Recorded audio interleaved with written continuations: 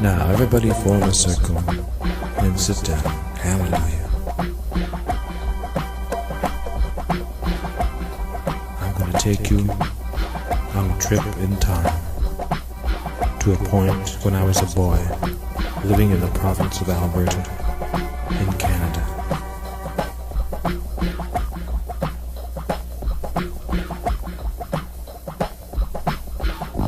Walking Eagle, great chief of the Stony, also known as Morley Beaver, would bring his braves and their families into town. And while they visited the stores and trading posts, the tiny papooses, dressed in beaded buckskin and snugly wrapped to boards, were placed in a row on the store shelves. The papooses never cried.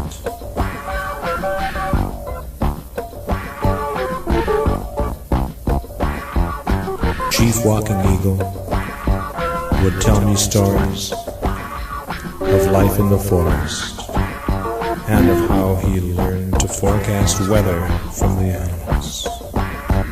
His forecasts were always accurate. One day, the great chief invited me to a sacred celebration called a Sundance, which was being held by another tribe. Now somebody in your circle take a puff from a peace pipe and pass it to a friend. Pass it all around. Hold hands and sway from side to side. If you feel it, act out the scene in body sign language. Now it's evening. The Indian people have arranged their teepees in a giant circle around the edge of a valley in the sand hills. The ceremony is in progress. Each teepee glows from a small fire inside. Around the circle 4 horses walk. On each is a man and a child, and they are singing. In the center of the valley is a giant teepee made from the tallest poplar trees. Hanging from the top are yards of brightly colored cloth. Inside the ceremonial lodge, the medicine men sit cross-legged on the ground in a circle around a painted buffalo skull and a small fire. They appear to be having visions. Perhaps they remember how it was when their great people lived alone in the land. On either side of the medicine men are short willow barriers. From behind one, a group of men or braves who wear their hair in long braids rises and sings. Now and then they disappear, and a group of women appear from the other side.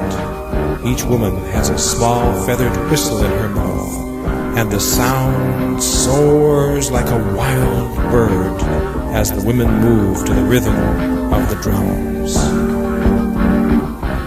The sacred Sundance continues for 3 days and 3 nights. This is a special ceremony because the son of another tribal chief had hurt his arm. On the 3rd night, even though we live a few miles from the valley, the drums are as loud and as intense as if they are in the backyard. Look up, and you can see the great sheets of brightly colored northern lights dancing in the sky. The drumbeats continue loud and strong. The mountains echo their message. Before the end of the 3rd day, more magic happened. The roads and trails to town became filled with carts and wagons full of people from far across the mountains, even across the Great Divide. They had come to pay their respects to the boy who was rapidly becoming well, and from then on was called Cut Boy.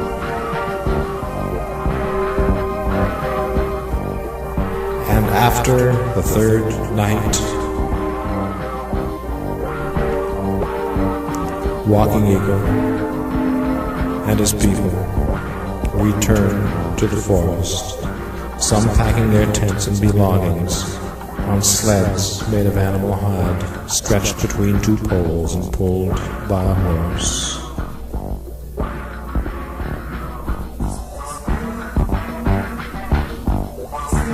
The drums began to fade.